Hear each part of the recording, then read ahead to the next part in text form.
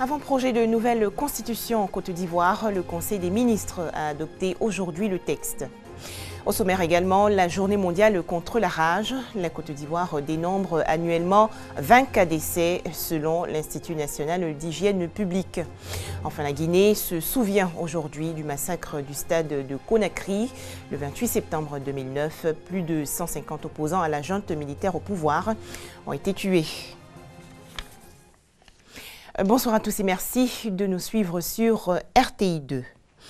Le Conseil des ministres a donc adopté aujourd'hui le projet de nouvelle constitution. La réunion s'est tenue au palais présidentiel. À noter que ce texte va ensuite passer par l'Assemblée nationale pour être soumis à l'approbation des députés avant de faire l'objet d'un référendum. Dans l'actualité nationale également, les candidats au brevet de technicien supérieur session 2016 fixés aujourd'hui sur leur sort. Selon le ministère de l'Enseignement supérieur, les résultats du BTS enregistrent un taux de réussite de 58%, représentant 26 331 admis. Mercredi 28 septembre, journée pour sensibiliser le grand public à la prévention et à la lutte contre la rage. Selon l'Organisation mondiale de la santé, quelques 150 pays sont touchés, notamment en Asie et en Afrique. La Côte d'Ivoire, bien sûr, n'est pas à l'abri de la rage. Environ 10 000 personnes exposées sont enregistrées par l'Institut national d'hygiène publique. Franck Quadio et Davis Oyo. Le chien, le chat, la mangouste sont les meilleurs amis de l'homme, mais leur amitié cache souvent des revers. Mal entretenus, ces animaux de compagnie, comme d'autres de l'espèce, peuvent contracter des maladies dangereuses, la rage par exemple. La rage est une maladie animale à l'origine et on l'appelle zoonose, parce que c'est une maladie qui survient chez les animaux, mais qui se transmet accidentellement à l'homme.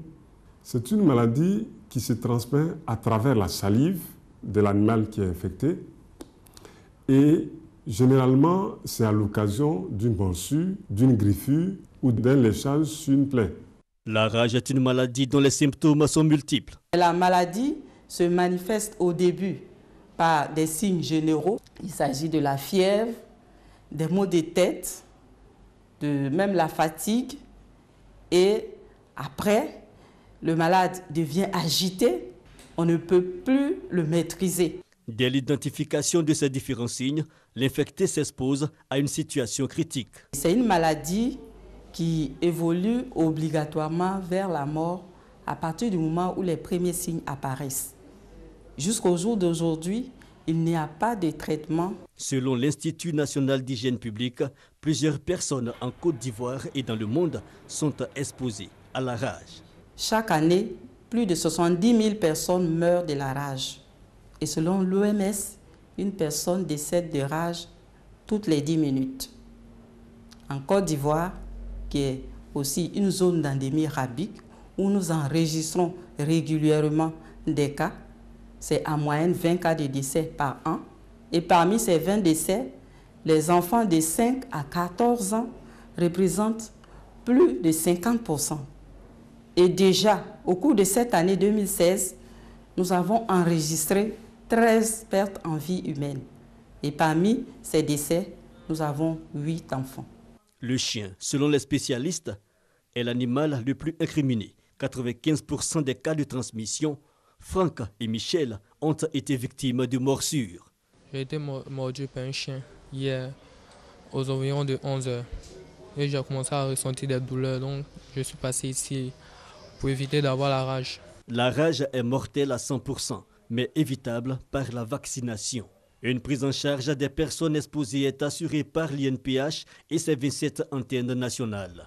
Cette prise en charge repose essentiellement sur la vaccination. Les animaux responsables de la rage sont les mammifères à sang chaud, tels la souris, le chat. Nous demandons à ce que tous les animaux qui habitent avec des particuliers qui soient systématiquement vaccinés contre la rage. Autre actualité nationale, les cours du mercredi matin sont-ils respectés dans l'enseignement primaire? Cette réforme initiée par le ministère de l'Éducation nationale vise à améliorer la performance du système éducatif.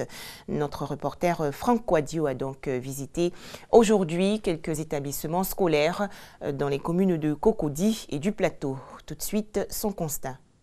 Groupe scolaire à Mondabi-Catherine, commune du Plateau. La cour est vide ce mercredi. Il est 11 h, seul dans le décor, ce jeune garçon. Couché sur un banc, il dit vivre dans les environs. Aucune trace d'élèves, de personnel enseignant ou même administratif. À Cocody, commune voisine, nous sommes à l'EPP Cocody Danga. Il est midi. Les écoliers ont fini les cours de la matinée. Ils disent avoir bien travaillé. Je suis content d'avoir fait le cours ce matin. Les maîtres étaient là. On a bien travaillé en classe. Des enfants rentrant chez eux. D'autres encore en classe attendent leurs parents. Pour le directeur présent depuis 8 heures, c'est le sentiment du devoir accompli. Il y a eu les inspecteurs généraux qui sont passés, ils nous ont vus au travail et ils nous ont félicités de pouvoir être en poste conformément aux recommandations reçues. Des recommandations émanant de l'arrêté ministériel de réforme de la semaine de travail instaurant officiellement les cours du mercredi et rendu public le 29 août dernier. Une disposition remise en cause par le mouvement des instituteurs pour la défense de leurs droits. On va à présent s'intéresser à cette rencontre consacrée à l'analyse des risques environnementaux sur la santé humaine. C'est une initiative de la compagnie ivoirienne d'électricité. Il s'agit pour la CIE de renforcer les capacités sécuritaires et de gestion des risques des entreprises du secteur industriel. Les explications de Franck Quadio. Un incendie dans une entreprise en zone industrielle. La gestion du risque dans le domaine sécuritaire, l'hygiène ou même l'efficacité énergétique, une préoccupation pour les industriels. Dans le textile, par exemple, il fait perdre des devises. Souvent, il y a des coupures intempestives d'électricité qui nous exposent à certains risques, notamment l'arrêt de nos machines qui peuvent prendre des heures avant de reprendre. La maîtrise de ces risques, le renforcement des services et l'efficacité énergétique, un projet au cœur de cette rencontre de formation. La compagnie ivoirienne d'électricité CIE renforce les capacités des industriels. De manière à prévenir tous les risques qui sont inhérents à toute activité humaine et surtout dans des démarches aussi complexes que les leurs. Mieux identifier les facteurs de risque par le moyen d'analyse pertinente, de moyens dédiés et de respect de la réglementation des recettes distillées, dans le cadre du partage d'expériences. Si on arrive à convaincre chacun d'entrer dans une démarche, ne serait-ce que le premier pas qui est de prioriser ces risques, on aura beaucoup fait, et pour l'environnement et pour l'hygiène et sécurité dans ce pays. Un moment mis à profit donc, surtout que l'outil numérique pour une meilleure maîtrise de la consommation d'énergie sur les sites industriels a guidé la réflexion. Quand la photographie sensibilise à la protection de l'environnement, c'est une initiative du réseau ivoirien des communicateurs pour l'environnement et le développement durable, à travers donc la 3e édition du Festival des images environnementales pour le développement durable. Le RICED veut amener les populations à mettre fin à la pollution de l'environnement. Hajj 2016, le dernier contingent des pèlerins ivoiriens est arrivé aujourd'hui à l'aéroport Félix Houphouët-Boigny de Port-Bouët. Environ 400 fidèles musulmans ont été accueillis par le ministre de l'Intérieur et de la Sécurité, Ahmed Bakayoko. C'est un reportage de Patricia Omouetia. Le dernier vol des pèlerins en provenance de la Mecque a atterri ce matin. Plus de 440 personnes ont été accueillies à leur arrivée par le ministre de l'Intérieur et des autorités en charge du Hajj. Tout s'est passé dans de bonnes conditions et comme nous l'avons promis, le pèlerinage s'organise dans les meilleures conditions au bénéfice des pèlerins. Donc c'est vraiment un moment de grande satisfaction. Je souhaite un bon retrouvail des pèlerins avec leur famille et que l'année prochaine, ensemble, nous puissions nous engager à faire encore mieux. Selon le porte-parole des pèlerins, le Hajj 2016 s'est bien déroulé. Les conditions étaient réunies afin de leur permettre de passer un bon séjour. Ce sont au total 4198 pèlerins qui ont pris part au Hajj 2016 en Arabie Saoudite. Voilà, les pèlerins ivoiriens de retour donc de la Mecque après le Hajj 2016. Et la nouvelle tendance forte chez la plupart, hommes et femmes, est le port d'une dent en or ou en argent. Est-ce un effet de mode? Que dit l'islam à ce sujet? Mamadou Kouassi s'est penché sur la question. Effet de mode ou nouvelle tendance. Dans tous les cas, le phénomène a pris une proportion importante dans le milieu de ces pèlerins. Jeunes filles, adultes ou vieillards, elles ont toutes été touchées par le virus, le port des dents en or. C'est pour que les gens me différencient avec celles qui ne sont pas encore venues ici, c'est tout. C'est un signe de la Mecque, en quelque sorte. C'est joli, joli à voir. Et moi-même, j'ai beaucoup aimé ça parce que mon nom signifie l'or. Certaines même portent jusqu'à plusieurs dans la bouche. Et pour elles, cela s'explique. Au début, ça gêne, mais maintenant, ça ne gêne pas. 2 ou 3 jours, ça passe. Un dent, ça coûte 54 000. Ça fait 10 ans que j'ai ça. Avec ça, bon, il n'y a pas de problème, je mange bien. Puis je fais un or blanc. Au lieu de rouge, je fais un blanc. Bon, à Dakar, ça m'a coûté 40 000. 40 000. Pour les deux ou pour une dent? Pour une dent. Les deux me font 80, plus le troisième. Nombreuses sont celles qui ne se sentent pas concernées par cette tendance. Ce qui m'a découragé, on m'a dit que la dent là, on ne doit pas mourir avec. Et comme on ne sait pas quand on doit mourir, ce n'est pas parce que je n'aimais pas. C'est à partir de cet instant-là que j'ai commencé à en enlever ça dans la tête. C'est leur style. Bon, moi, j'aime pas. J'aime pas, c'est tout. J'aime pas du m'as-tu vu. Je suis venue pour prier. Ça, c'est entre moi et ma conscience et Dieu. Donc, je n'ai pas besoin de prouver aux gens que je suis venue à la Mecque. Et je n'aime pas. Pourquoi? Mais comme moi, je suis déjà vieille. Vieille là, pour se mourir là, c'est pas comme ça. C'est pas. C'est l'âge là, il s'en va. Il faut te maîtriser. C'est tout. Signe de beauté ou recommandations religieuses, les avis sont divergents.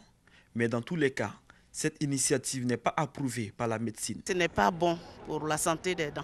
Parce que quand on met cette pochette, la dent noircit, la dent ne vit plus. Et c'est un risque pour la personne qui met cette prothèse-là. Les femmes ne sont pas les seules à porter les dents en or. Même chez les hommes, on retrouve ces signes de beauté. À cela s'ajoute le port de bagues en argent blanc accompagné de pierres. En image, les préparatifs de la Coupe d'Afrique des Nations 2017. La Confédération africaine de football a dévoilé aujourd'hui les 4 têtes de série du tirage au sort des groupes. Il s'agit du Gabon, pays hôte, de la Côte d'Ivoire, vainqueur de la CAN 2015, du Ghana et de l'Algérie. Le tirage au sort aura lieu le 19 octobre prochain à Libreville, au Gabon. Beaucoup d'émotions en Israël. L'État hébreu se prépare à se recueillir sur la dépouille de son ancien président Shimon Peres, décédé la nuit dernière à 93 ans. Les principaux dirigeants du monde ont salué la mémoire et l'engagement du prix Nobel de la paix 1994. Mais le monde arabe n'a pas réagi à son décès. Enfin, 28 septembre, on se penche ce soir sur une éphéméride tragique. Il y a 7 ans, le 28 septembre 2009, jour de fête nationale en Guinée, était perpétré le massacre du stade de Conakry. Bilan 157 morts, 89 disparus et 109 femmes violées. Ces personnes manifestaient leur refus de voir Dadis Camara, chef de la junte militaire et auteur d'un coup d'État, se présenter à la présidentielle de 2010. Le 28 septembre 2009, des militaires ouvrent le feu sur une foule de manifestants pacifiques réunis au stade de Conakry. 157 personnes tuées. Au cœur de la capitale guinéenne sont aussi blessées et violées une centaine de femmes, dont certaines amenées de force et réduites à l'esclavage sexuel pendant plusieurs semaines selon l'ONG Human Rights Watch. Mohamed Ali Conté, professeur d'histoire aujourd'hui, était parmi ceux qui avaient choisi de sortir dans la rue pour rappeler à un homme, le capitaine Moussa Dadis Camara, sa promesse de ne pas se présenter à l'élection présidentielle, une élection attendue par l'ensemble de la population après une cinquantaine d'années de dictature. Et maintenant, faisons connaissance avec le lieu du drame, le stade du 28 septembre. Le stade du 28 septembre est la principale enceinte sportive de la Guinée. Il est situé à Conakry et a une capacité estimée à 25 000 places. Construit au début des années 60, le stade du 28 septembre accueille les rencontres internationales de l'équipe nationale de football. C'est le seul stade digne de ce nom en Guinée. Il est donc également partagé entre plusieurs clubs de la capitale. La dénomination du stade fait référence à la date du référendum sur la Constitution du 28 septembre 1958, date du référendum sur la communauté française rejetée par la Guinée et qui mena à son indépendance. Un commentaire de Franck Quadio. Merci à vous de nous avoir suivis.